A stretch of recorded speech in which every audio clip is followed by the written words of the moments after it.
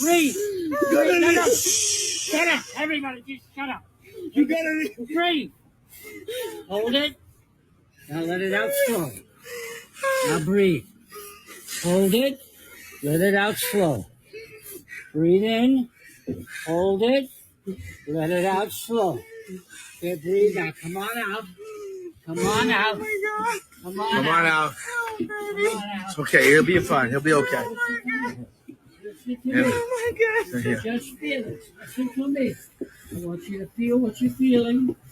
Okay, now, you want to hold on to that feeling or you want to let it go? Hold on or let it go.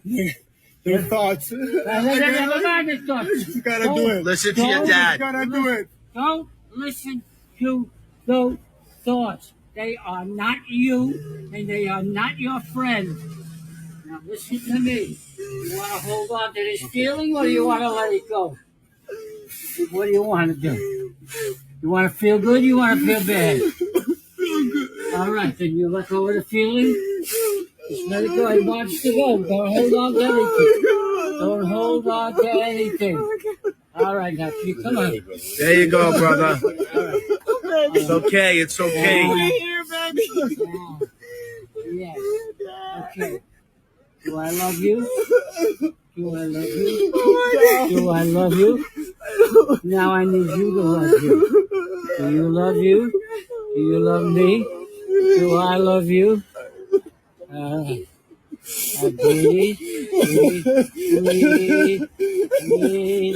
breathe. Listen to me, do what I'm telling you. Now let it out slow. Now breathe in. Hold it 3 or 4 seconds. Let it out slow. Breathe in. Hold it 3 or 4 seconds. Don't talk. Don't talk. Don't talk. Breathe out. Watch your breath as it leaves your mouth. Now breathe in. Hold it for 3 or 4. There you go. Now let it out nice and slow. And let it out nice and slow. And then breathe in. Okay? It's okay. okay. Come on now, brother. We got you, brother. There you go. See? Did you let go just for a second? Did you let go of disapproving of yourself? Did you give yourself a little love and approval? Just a little bit. And just a little bit more. And just a little bit more. Okay? All right? Feeling a little better? Feeling a little better? There you All go. right?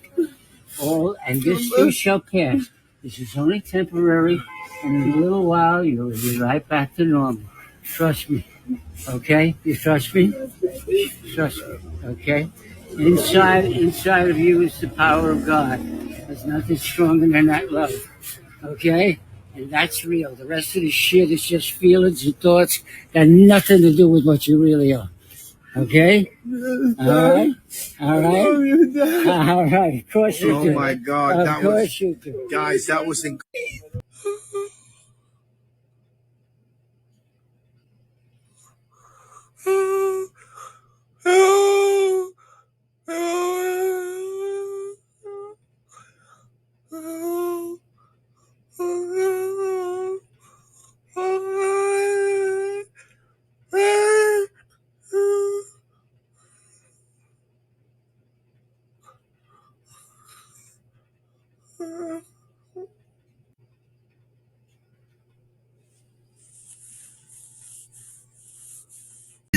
Seven times over the course of the last fucking 6 years, dude.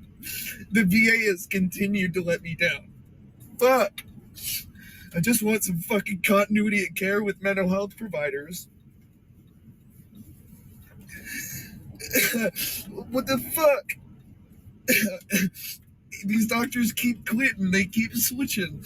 And then the one doctor that I really liked, who talked me off a fucking ledge the last time, refused. I had a split because they fell out of network, and then they came back into network. So I went the last 2 years dealing with my own demons myself and trying to hold it fucking together. And then come to find out, It's like May. It's like late May, and he denied taking my case back. April fucking 12th, and I'm just finding out, dude. And now I gotta go back to some new fucking doctor. And then I gotta open fucking Pandora's box again because they're gonna want to know everything, and then I'm gonna have to live through work and do that for a fucking month.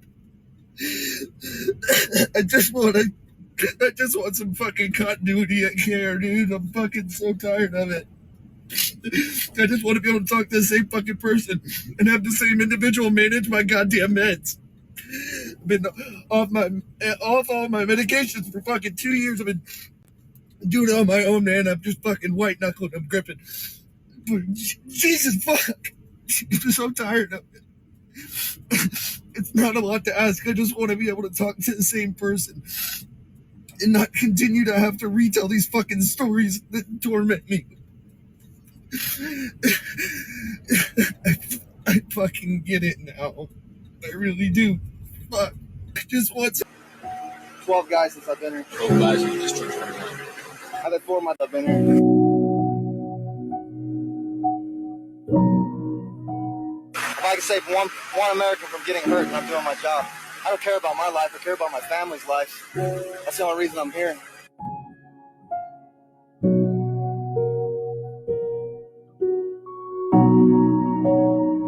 This place, it'll make you pretty hard. It'll give you some thick skin.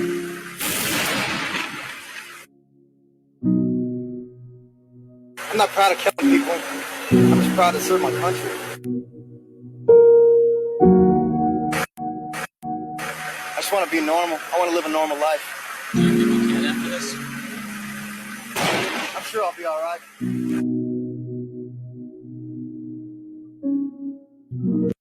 That's why a lot of veterans like me, a lot of guys like, just leave me alone. Let's live in peace. The man who wanted to be left alone. Okay. I want you to listen to this. The most terrifying force of death comes from the hands of men who wanted to be left alone. They try so very hard to mind their own business and provide for themselves and those they love. They resist every impulse to fight back, knowing the forced and permanent change of life that will come from it. They know that the moment they fight back, their lives, as they have lived them, are over. The moment the men who wanted to be left alone are forced to fight back, it is a form of suicide. They are literally killing off who they used to be, which is why when forced to take up violence, these men who wanted to be left alone fight with an unholy vengeance against those who murdered their former lives. They fight with raw hate and a drive that cannot be fathomed by those who are merely play acting at politics and terror. True terror will arrive at these people's door, and they will cry, scream, and beg for mercy, but it will fall upon the deaf ears of the men who just wanted to be left alone. I saw the gun in his hands, and I saw him go to the boys' room and he said, "I love you," right? I only know that because that's what the boys had told me. So he had ran in there, came back out. I was still on the phone, and I remember looking at him, and I'm like, "Please, like, don't do this. Like, don't do this. Like, please, like, come on, let me help you. Like, I'm just trying to help you. Like I'm just trying to help you." And he's like, "No, fuck that." He's like, "This is what you fucking wanted." He's like, "This is what you're gonna fucking get." And he shot himself in the head. It killed me. Like, it killed all of us that day when it happened. I remember when the cop caught me, and after like another officer caught me, I remember his phone, and I was like, "Oh my god, like your guys' chat line," and I was, because they were like, "Do you have help?" And I was like, "No, like none of my family lives down here. Everybody lives in Northern California." And remember in the beginning when I said the one thing Marcos instilled on us is that if anything ever happened is to reach out to you guys. So that was the first thing I did. 3 things you should never do to a veteran who has PTSD. 1, don't walk up behind them. You're going to end up startling them, and the end result could be you getting hurt. And it doesn't matter who you are. 2, scare pranks. You may just have the same result in the first one we just talked about, which is you're going to get hurt. Second, because some of us take hours just to get our head straight for the day. And being scared like that, putting our adrenaline in, puts us back into that state of mind that we would work so hard to get out of. Number 3, combat experiences. We haven't told you already about our military experience and what we as experienced employed. The chances of us telling you are slim to none. Mainly because we don't want to remember. A lot of us lost friends and family. If we do decide to share, 9 times out of 10, we put ourselves into that 1,000-yard stare, which means we're reliving the situation all over again. The more you know.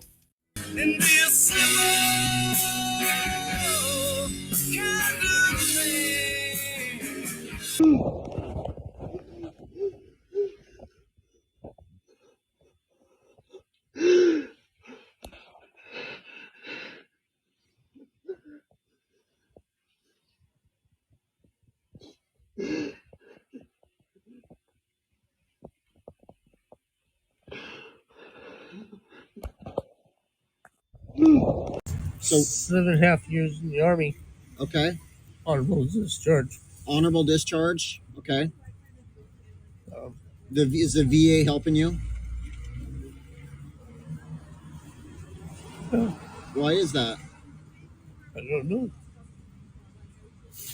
What years did you serve? My last was 11.5 months in Iraq. Do you have your DD-214? DD-214? Yes. DD-214? Yeah. No, I don't. They have copies of them. Okay. Well, do you want to get reconnected to the VA? I mean, you should not be on the streets if you served for 8 years.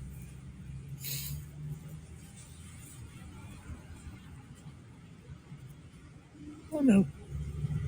What's that? I know. Okay. Well, did something happen there that prevented you from getting help? It's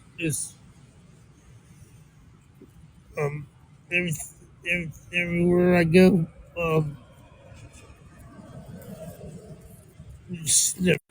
I felt alone in a crowded room. I'd be at a house party every fucking weekend. I'd invite people in my house, trash my mom's fucking house. My mom didn't know what to do. My mom just knew that I was in Iraq and I was in a dark place, and she didn't know what to do. She would just cook for me. She did what she thought she was supposed to do, was be there, but she was not there. I bring it up to my mom and my brother because they didn't write to me when I was in Iraq either. They were going through their own battles. That fucking stepdad and my mom, they split. She's out on her own, living with my brother, and I was alone. I was with them, but I was alone. They couldn't connect. They didn't understand. It wasn't until years later, and I'm still fucking broke. I'm not talking to my mom because one of my fucking rages, I don't recall what it's about. My mom had a hallway in her condo, really nice condo. She did it all by herself, man. This woman, as an immigrant, purchased a home with my dad. They split. She does it on her own, gets another place, and puts these pictures of her kids up. And in a fucking rage, I smashed every picture off this fucking wall that I can reach. And my mom just had it. She's like, you gotta go. You can't be here. So, I moved in with buddies, and that shit continued, man. I'd wake up in my fucking dress blues coat. I'd have camis. I remember one time I tried to cami my fucking face up. I don't know what I was doing, man. Trying to relive some fucking days that weren't there. The VA was not an option. I'm not a pussy. I'm a fucking grunt, man. I'm a Marine. What am I going to cry to somebody else for? Just fucking drink. I'm going to drink. Veteran suffering from severe PTSD is seen here with his hands fixed in a position as if he is actually holding a service weapon. The officers called out to the scene captured this heartbreaking episode on body cam. According to the TL, he's PTSD combat vet. So okay, he went on contest, was shaking, came to, now he's like that. You have to be careful touching him or he can come up swinging. Okay. Yeah, I won't touch him until he responds. Although officers try to get through to him, Zach seems to not even notice them. He is instead tragically reliving one of the many tragic events he witnessed during combat. Does he come out slowly, or does he just kind of come out of it immediately? No, he slowly works his way out of it. Okay, and what do you see normally in it when he starts to come out of it? He'll start looking around like he's confused. Okay, You know be a what little more aware. happened. Okay. This officer tries to reassure him that he is safe. The AO is clear, trust me. Yeah, that's a big Okay? That's been searched. Okay, the AO is clear. I just need you to get some cover in the shade, okay? Can you do that for me? I'm a friendly, Zach. I'm here to help you. Okay? Okay, the AO is clear. Just move back to the shade so we can get you some help, okay? Okay? Just move back to the shade. Yeah, there's a curve. Step up. Step up. There you go. It's Mom. It's Mom. Stay here with us. Here, stay here in the shade. Come back here in the shade. We come in the shade. We'll let the medics check you out.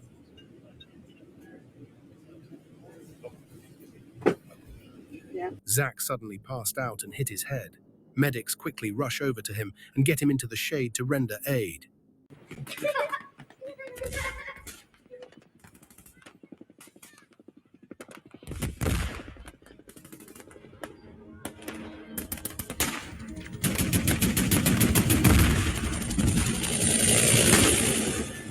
Hey, Chris. Babe.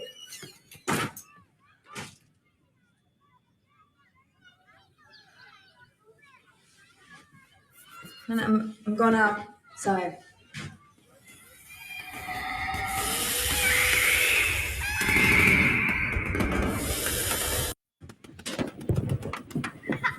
Where's your emergency? And sir, what's the emergency? I'm sorry? I'm afraid I'm gonna hurt.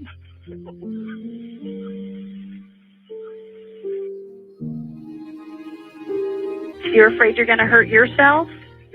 Okay, take a deep breath for me. Nothing's worth hurting yourself. What's your name? Oh, you don't see what I see. Come on, talk to me. What's going on?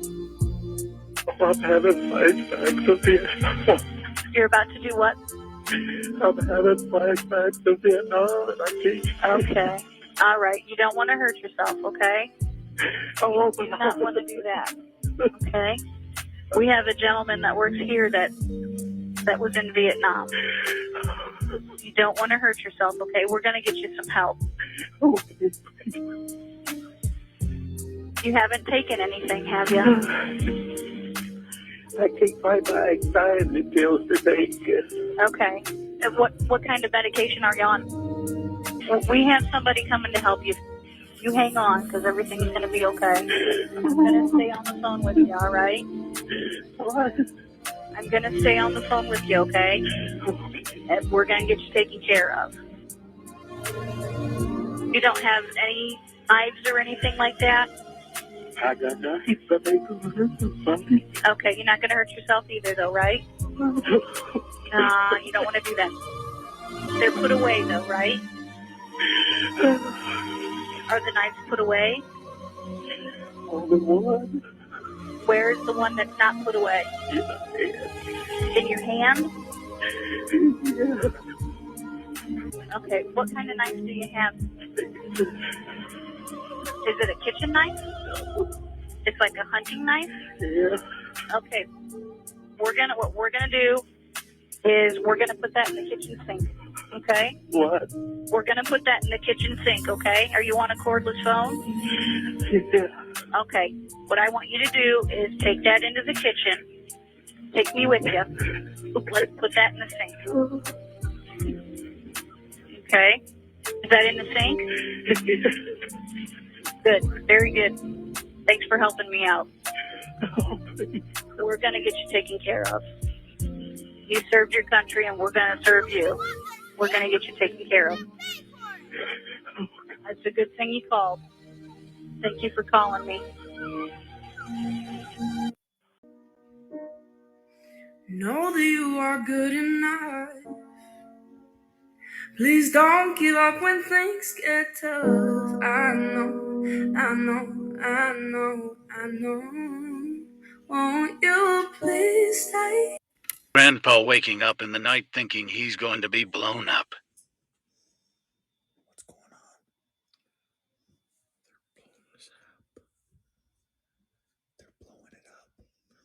What's that? Are you okay? Are you okay? I thought I'd get you up and walk away. I didn't want to be blown up. You're not going to be blown up. Okay? You sure? I promise. You're sleeping. Hmm? You just woke up. You're supposed to be sleeping. It's in the middle of the night. I was sleeping. Okay, yeah, you're safe. You know that. I think that's it right there. Yeah, you're safe. I won't let anything happen to you, okay? I won't let anything happen to you. You're safe.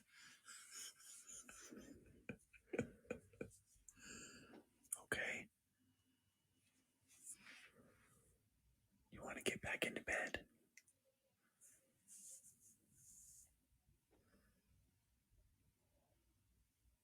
We're in bed. Yep, this is we're in bed. Let's get you back into bed. Zero reintegration into civilization, period. And so back up to coming back from Iraq, I started noticing I was having some issues. I used to be able to drink beer, drink, just a good old time party, like to party, drink.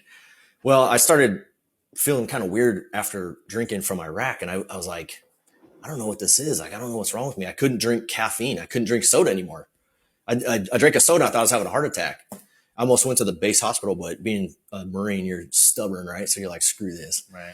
So I suffered through Afghanistan legit with heart palpitations and just stuff I didn't understand. Like I couldn't explain it. I even went to the doc and I was like, hey, I've got like heart palpitations. They're like, oh, you're just nervous. It's combat. And so that's when I first really started noticing, fast forward a few years, what post-traumatic stress was or what the symptoms of being under, stress for a year in combat. Zero PTSD. Let's talk about it. It's been a long journey. Back in 2003, they told us all, hey, pack up your A and B bags, your rucksack, getting ready for war. They changed our orders to go to Iraq. Well, all of our equipment and our ships were going to Turkey. A lot of you remember that. So we had to wait for the ships to turn around and go through Kuwait in order for us to go and invade Iraq. Third ID got called up. They were first in the ship. Them boys went through hell and back. And when you seen the face of some of these guys rolling back in, it was like watching Band of Brothers. It's the most scariest feeling and sight that you'll ever see in your life. But there's some things that we seen in 2003, 2004, 05, 06. I wouldn't wish on my worst enemy. But if you're watching this, we made it back home. For me, I got out in 2007 and I joined the reserves. After my second deployment, group therapy, I went through one-on-one therapy. The VA was shoving pills down my throat until I tried to commit suicide for a second time. But something happened during that second time that I tried to commit suicide that triggered something in my mind. The purpose of why I'm still alive, all the struggles and things that I went through in my life and the obstacles I was able to overcome, you're still able to do that. Veterans and soldiers that suffer with PTSD is they don't know how to shut it off. Related to watching the news, right? The news has a lot of drama. The news has some things that we might not like. If we continuously watch it every single day and stress about it every single day, that's a form of mind control. You start thinking a certain way, and these things start playing in your mind over and over and over and over again because we allow it. we allow that to control how we react emotionally. We can't change the past, man. We cannot change the past. I had battle buddies that I lost too. And for a very long time, it was hard for me to even talk about. But I am more comfortable in my boots now to be able to speak about it. Once I knew that I got better, I decided to come back. Wearing this gives us purpose. The problem is that once you become a veteran, you don't have this anymore. The adrenaline is not there anymore. You know, the constant stressing is not there anymore. So you're trying to figure out what your purpose is and what it is that you need to be doing to mirror exactly what you were doing in the military. It's tough, man. It is tough. But the way I overcame it was I got rid of medication that I was under. I stopped cold turkey. Now, I'm not a professional. You take it with a grain of salt.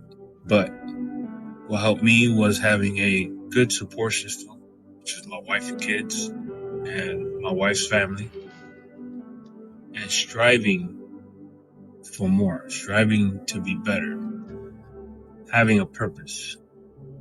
From time to time, I still think about certain things. But the important part is that I don't dwell on the past. I cannot change what happened. There was nothing that I could have done differently to change the outcome of what was going to happen. You can't change that. What you can change is today and what you do now. Live for you, live for your family, live for your kids, your wife, your girlfriend, your mom, your dad, your sister, your brother, your cousins, your friends. Live for them. Do things for them that will help you in return. Practicing self-service will in turn help you recover. Engage in more positive activities. Think about things in a more positive manner instead of trying to dwell on the past, letting it keep replaying in your mind over and over and over again like a broken record. That is a form of mind control. With that said, listen, I wish every single one of you the best of luck in this fight. I know the fight isn't over, but I know you got this. Adjusting back into civilian life. Back then, I have to tell you this post-traumatic stress. Yes, stress. We never had that. At least 4 of us would get together that fought from Detroit. And we never had that. We got together and talked old Marine stuff over again, hashed it over again. We couldn't adjust because we were thinking different. You know, they had 4 years of us, and they brainwashed us. Might as well admit it. Our talk was all Marine talk. I still use it. And another Marine will understand what you're talking about, too. You know, you'll never forget it. It's got to be, that's training. Trained to kill the enemy. I guess I had a couple of nightmares after I was home for a week or two. My mother said that she had to wake me up. And I said, you did? She said, yeah. You were moaning and groaning and yelling? Well, why you ask that? Because you were yelling his name out. But you just have to calm down and adjust to people. These are different people. They're your people, your family. What were your struggles adjusting back into civilian life? Back. Moving up and down again. There's no discharge in the wall. Try to think of something different. Oh, my God, keep me from going on. But food. PTSD. It took a suicide attempt to get attention from the federal government because I was living in a shack without a shower. They have the money. They spent over $1 trillion on Afghanistan. I worked in the Pentagon before 9/11. I went to Afghanistan in 2011 and 2012. They have the fucking money. Woo! If they have $1 trillion to fund the fucking war that we lost, they have money to fix your water heater and get you a hot damn shower. Woo! Hot water is a human right. There are people in third world countries, I've been there, they live at a higher standard of living than the people across the street that have a boarded up window. Veteran with PTSD. We cleaned up the apartment of a Marine Corps sergeant today. He wasn't a combat casualty, and there was no enemy fire. Just silence, pain, and a firearm. This is what 22 a day really looks like. So if you're struggling, reach out. And if you're breathing, you still have a mission. And if you know someone who's fading, be the call. Be the reason they stay. I don't think people understand the mental struggles being in the military. You got family thinking you rich, friends thinking you rich and made it. You got leadership that'll never understand what you going through personally. People judging you. You don't want to talk one day. Now everybody think you got an attitude. It's a lot that go in it. Everybody's body is also different.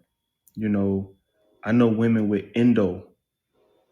They, bodies react certain ways when it was that time of the month, and male leadership didn't understand that. Even female leadership who understood didn't care, So it's a lot that goes into being in the military. So I say to anybody, man, stay strong, keep fighting, find an outlet, find a hobby, get out of your bear's room, get out of your house, get out of your abusive relationship, get out of it. It's okay to say, I've had enough. It's okay. I want y'all to always remember, it's okay. Somebody out here cares. You just got to find and talk to them. Find them and talk to them.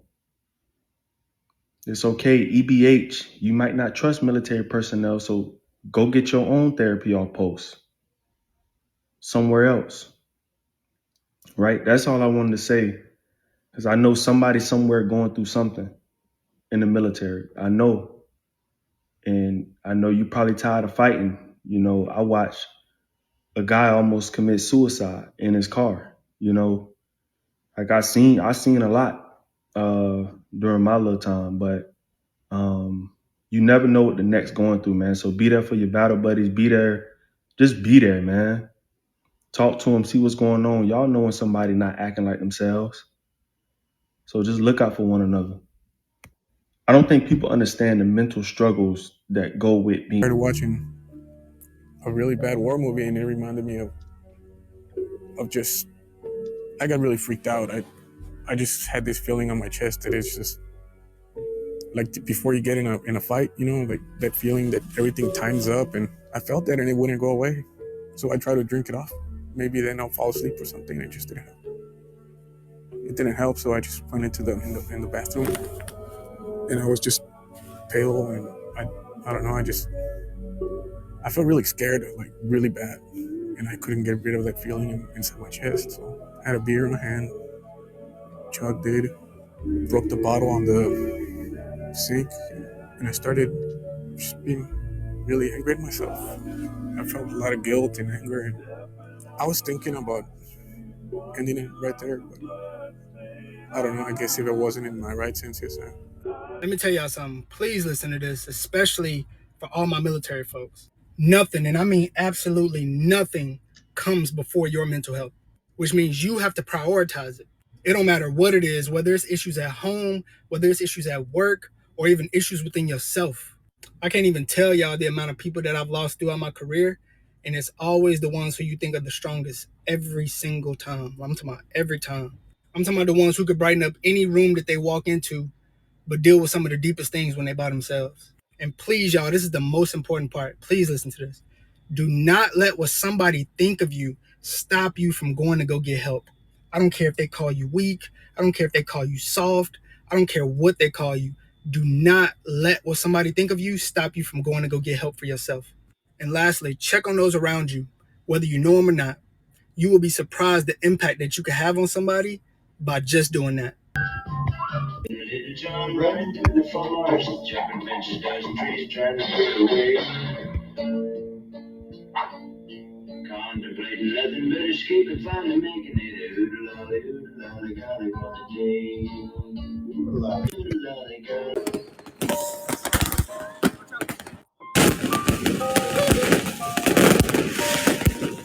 Hey, Dad. If you're hearing this message, then it must mean that I wasn't able to make it back. My work as a soldier has asked the greatest sacrifice of me. I'm sending this message with the hope that it might offer you some solace, some understanding, despite the pain that you must be burdening your heart. Here's something I forgot to share with you for a while, Dad. I love you. Never did I say it enough while I had the chance, but it's something that has always resonated in my heart. In the face of the unknown, life in the military paints a very vivid picture from my childhood. I remember how we used to camp out in the backyard. I was barely bigger than the tent at the time. And you would point out the stars, and you always told me they were brave soldiers from a far-off world, forever shining down on us. It was those nights that shaped my dream to serve our beloved country. Not only that, but the fishing trips. Those early mornings where you teach me how to cast a line, telling me that patience and focus would surely get me a catch. Well, they did. The lessons and the fish alike. You taught me to be patient, to be resilient, and I carried those lessons all through my life, even in these final moments. Sometimes when we're on mission, in the silence of night, I would look up at the stars and remember there are soldiers shining down on us. It provided comfort because it reminded me of home. It reminded me of you. It reminded me why I was fighting and what I was fighting for. I want you to remember these moments too, Dad. Remember the joy they brought us, the bond they forged between us, and I want you to find comfort in them rather than let my absence cloud our shared past. I hope this message brings you strength. Know this, if I could, I would have fought 100 more battles just to get back home to you. But unfortunately, life sometimes has different plans. My biggest regret is leaving you with this pain. All I can hope is that you'll remember me with a smiling face and a brave heart. I chose these boots, this uniform, and I knew the risk. It was all because of the love for our nation that you nurtured in me. So please, Dad, don't mourn me. Celebrate me. I lived a life of honor. I braved challenges, and I got a chance to love you. You are my hero. And if I'm remembered as half the man that you are, then my life has been a rousing success. I gotta sign off now, Dad. But one more time, and forever, I love you.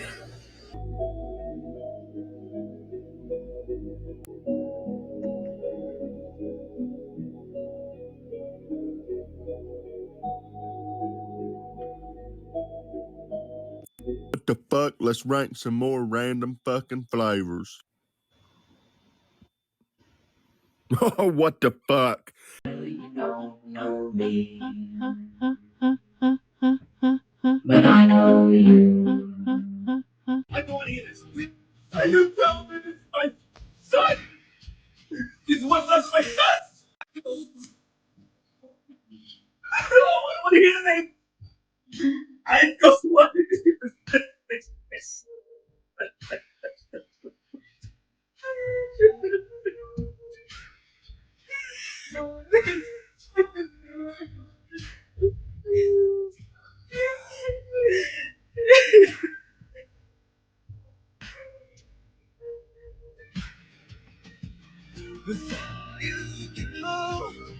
We'll be better off. I know. You're lying.